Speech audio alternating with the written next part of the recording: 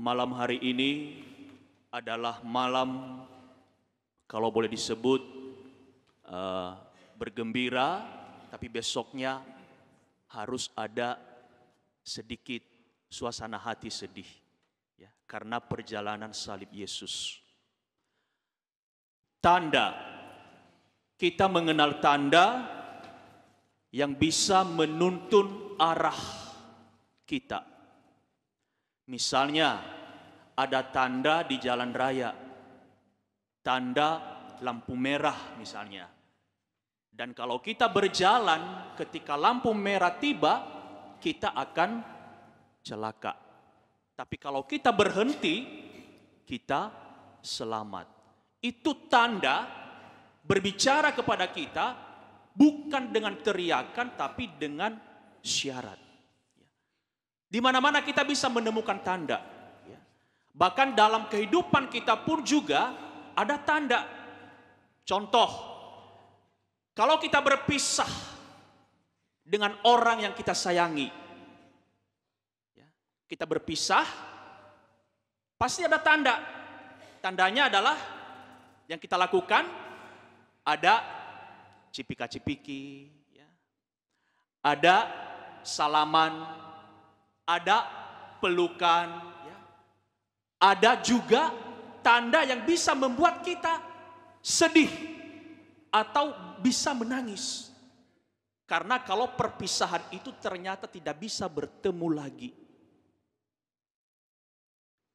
Berpisah selama-lamanya. Dan itu bisa air mata turun, membasahi karena berpisah. Dan itu tanda yang bisa kita lakukan ketika kita berpisah. Hari ini kita juga merenungkan tanda-tanda. Pada bacaan pertama tadi dilukiskan adalah Allah akan menjelajahi seluruh negeri Mesir dan menghukum semua anak sulung, baik anak sulung manusia maupun anak sulung hewan. Dan mereka harus dibunuh. Tapi Tuhan mengatakan malam ini juga harus membuat persembahan dalam bentuk kurban, menyembelih hewan. Dan ketika sudah disembelih, darahnya itu harus dioleskan di daun pintu. Dan ketika Allah melewati nanti rumah, ia melihat tanda itu, maka rumah itu akan dilewati dan tidak ada kemusnahan di dalamnya. Tidak ada hukuman, dibiarkan hidup. Kenapa? Karena di dalam situ ada orang yang baik, ada orang yang harus diselamatkan. Maka kalau tidak ada tanda, Allah akan membunuh. Tapi karena ada darah yang dioleskan di atas daun pintu, Allah lewat, itu tanda orang suci ada di dalamnya. Sudah melakukan kurban persembahan. Pada bacaan kedua, lebih jelas lagi, setiap kali makan, minum dari cawan ini, kita mengenangkan kebaikan Tuhan dalam hidup kita. Bapak, Ibu, saudara-saudari yang dicintai oleh Tuhan Yesus Kristus, tanda yang diberikan Tuhan Yesus juga pada Injil pada malam hari ini, ia membasuh kaki para muridnya. Ini tanda kerendahan hati.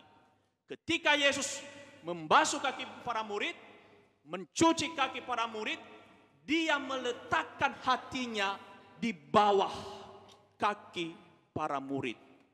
Dia meletakkan hatinya bisa juga sejajar dengan kaki para murid, tidak sejajar dengan hati para murid, tapi di bawah ia menaruh hatinya, rendah di hadapan sesama hatinya. Itu adalah simbol. Dan biasanya juga simbol kaki ini, kalau ada permusuhan, perang, biasanya melempar senjata itu di bawah kaki musuh. Itu simbol nyerah. Tapi bukan soal menyerahnya, tapi itu simbol mau berdamai, tidak lagi mau konflik. Nah, berani juga untuk meletakkan senjata konflik di bawah kaki musuh agar ada kedamaian, agar ada sukacita, bukan konflik, bukan permusuhan yang ada, tapi persahabatan. Saudara-saudari yang dicintai oleh Tuhan kita Yesus Kristus, tanda setiap kali kita mengikuti Ekaristi, kita menyantap tubuh Kristus. Ya, walaupun tidak dengan darah, tapi dalam tubuh selalu ada darah.